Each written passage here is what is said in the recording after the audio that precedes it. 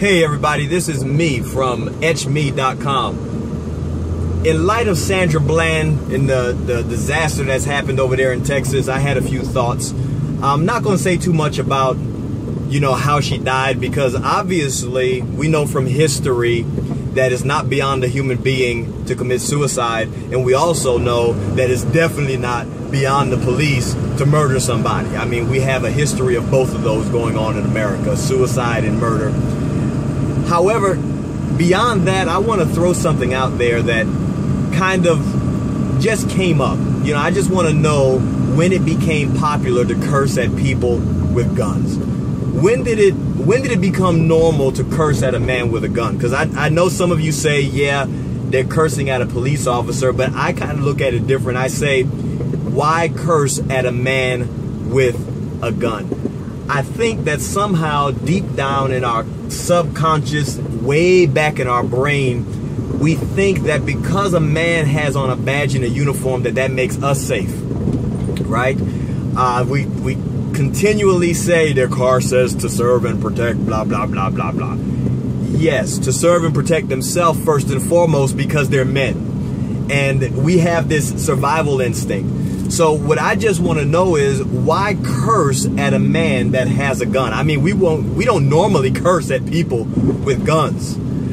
Honestly, I have this little rule of thumb that you don't say anything to a man that you wouldn't be able to say to him alone in a dark parking deck with no cameras or witnesses around.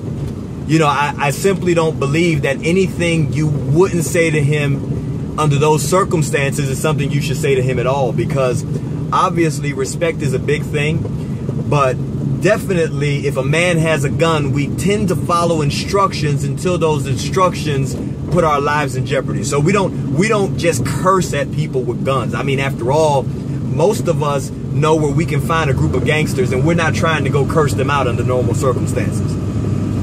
So I want to know, when did this become popular to curse at grown men with guns? Now, again, I'm not suggesting that this is why Sandra Bland is dead. I just simply don't know. I mean, no matter what comes out of the circumstance, somebody is dead and there's a destroyed family.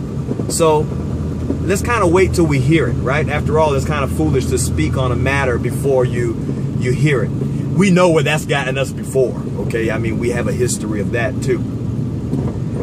I think I might run for president and just campaign on common sense, that we need to get America to go back to having common sense, because I don't know where it kind of just left the country and disappeared out of America. However, common sense says you don't curse at people with guns, whether they're gangsters, police officers, homeowners, husbands, fathers, sons. Particularly, you don't curse at men with guns. It's just not a smart thing to do, because under normal circumstances, when you're aggressive with a person with a gun, it's probably going to get you someplace you don't want to be, whether that's jail, whether that's the grave, or just the hospital. Obviously, you don't want to walk around disrespecting people.